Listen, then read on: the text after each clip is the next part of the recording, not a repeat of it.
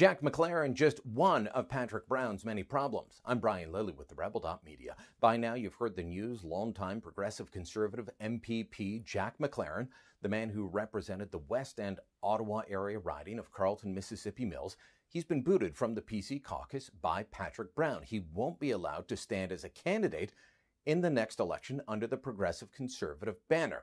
This story broke early Sunday morning. It was actually broken by one of my colleagues at the radio station I host a show on, News Talk 580 CFRA. The morning host on the weekends, Christy Cameron, had the video of, McLaren making comments politicians probably shouldn't. But this was from 2012. McLaren was speaking to an Eastern Ontario group known as Canadians for Language Fairness. Full disclosure, I've spoken to the group, so by the way, has Patrick Brown. But that's beside the point. What was McLaren saying in the video?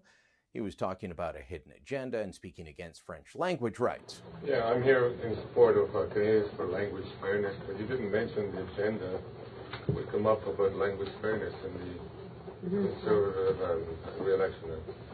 No. So when will I hear a politician actually bring that subject up? Well, you won't hear us bring it up before the election because it's not, and I'll tell you why. You're talking about shrinkage of employment, employable people. Our children, their chances of employment are shrinking because of language disqualification. You don't have to convince me what's wrong we need to hear it. So to get a majority, we need to hear it. It's time we bring it out into the open. You're right, but you won't hear it because we're trying to get elected. And it'll always be twisted and turned that the Liberals... No, you wouldn't get elected if you bring it up. We have lots of things that we're going to do that we won't say to people before the election because we won't get elected. Okay, but that's not the real reason that Jack McLaren was fired. In fact, McLaren says he quit. He claims he quit on Friday, but he didn't tell anybody. Nobody knew. What's really going on here? Well, quite frankly, I don't believe McLaren when he says he quit, and I don't believe Brown when he says he was fired over this 5-year-old video. Why was McLaren booted from the PC caucus?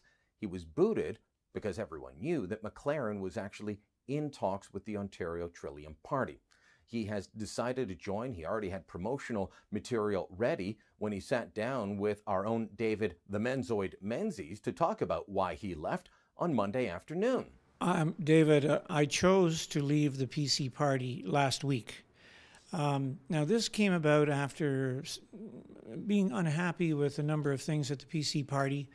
Over quite a length of time, a year or even 2 years, things like an abuse of what I would call an abuse of the democratic process. We hear a lot of interference, or we hear a lot of news about interference in nomination meetings going on in the province of Ontario now, not just in the PC party, but Liberals too. The OPP have charged the Liberals in Sudbury for irregularities, shall we say, in Sudbury.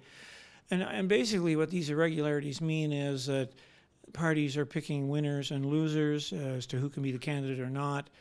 You hear stories of corruptions going on in nomination meetings of various types and shapes. It means the democratic process, or the ability of the common man to vote and choose the elected person he wants to represent him, is being thwarted by party politics. So McLaren says he's leaving because the PCs aren't principled. Lots of people making that argument there. But McLaren was leaving already, and he's taking his backers, a group he used to be the president of, the Ontario Landowners Association, with him.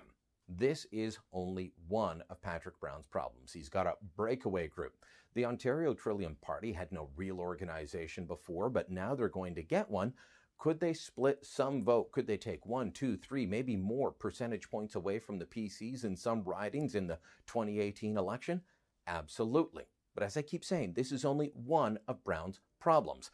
One of the other problems is that some people are so fed up with the way nominations have been held, with Brown endorsing a carbon tax, flip-flopping on sex ed and others, that there's going to be another breakaway group, a group calling itself the Ontario Alliance. They're looking at forming another party, this one trying to appeal to social conservatives, among others.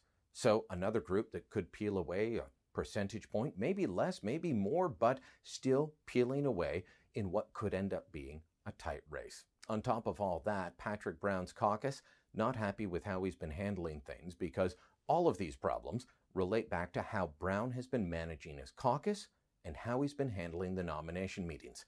Now, Patrick Brown keeps saying that in ridings like Hamilton West Ancaster Dundas or Ottawa West Nepean or any of the other ridings where there have been claims of collusion, ballot stuffing, fixing it for one candidate over another, he keeps saying that he has nothing to do with these. He's not involved at all. And yet his top people are always in the middle of it. People that are on his payroll, people that are part of his staff or his key advisors, whether we're talking Bob Stanley, Rick Dykstra, or others working within his office.